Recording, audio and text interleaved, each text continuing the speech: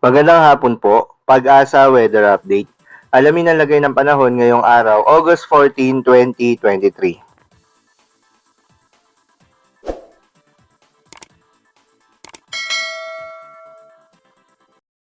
Sa ating latest satellite images, patuloy pa rin yung pag-iral ng hanging habagat o southwest monsoon, partikular na sa katimugang bahagi ng Luzon, ng Visayas at ng Mindanao. Makikita nyo dito sa Luzon, halos wala naman hong masyadong kaulapan na namomonitor ngayon, kaya posibleng ngayong araw medyo mainit pa rin yung panahon. Dito naman sa Visayas, sa Mindanao at dito sa may bahagi ng northern or dito sa may bahagi ng Palawan at Bicol region, mas malaki yung tsansa ng maulap na kalangitan ng may mga kalat-kalat na mga pag-ulan. Sa ngayon naman, wala ho tayong monitor na bagyo o low pressure area man sa loob o labas ng Philippine Area of Responsibility. Kaya posible po, medyo maliit pa yung chance na magkabagyo tayo at least in the next 2 to 3 days ho. Samantala, dito sa Luzon, narito ang ating inaasang magiging lagay ng panahon. Malaki yung tsansa ng mga pag-ulan sa may bahagi ng Palawan at Bicol region sa pag-iral pa rin ng southwest monsoon o hanging habagat. Samantala, sa nalabing bahagi ho ng Luzon ay medyo mainit na panahon pa rin yung mararanasan, lalo na bandang tanghali hanggang hapon.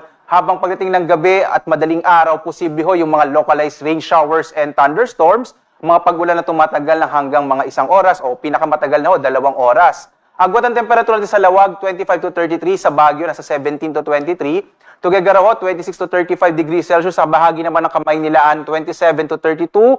Tagaytay hanggang 31 degrees Celsius, sa Legazpi, 26 to 32, sa Calayan Islands, 26 to 33 degrees Celsius, habang sa Puerto Princesa hanggang 32 degrees Celsius. Samantala naman, magiging maulap ang kalangitan na mas malaki yung tsansa ng mga pag-ulan sa malaking bahagi ho ng Kabisayaan dulot ng hanging habagat.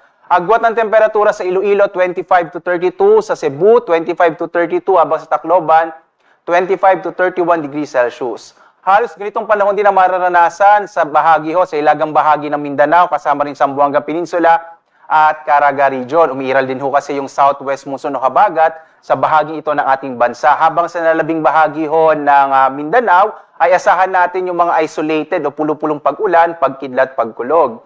Agwat ng temperatura sa Zamboanga na sa 25 to 32, sa Cagayan de Oro 25 to 32 at sa Davao 24 to 32 degrees Celsius.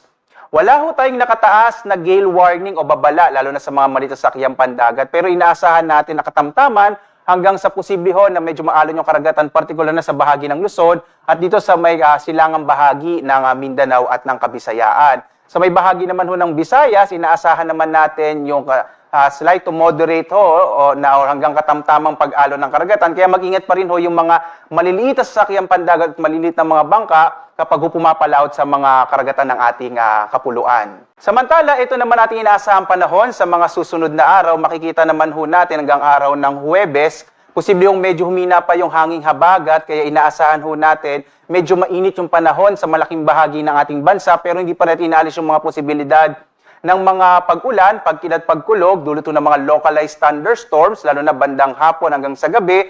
Minsan nabuburin ito bandang madaling araw at tumatagal hanggang 1 o 2 oras.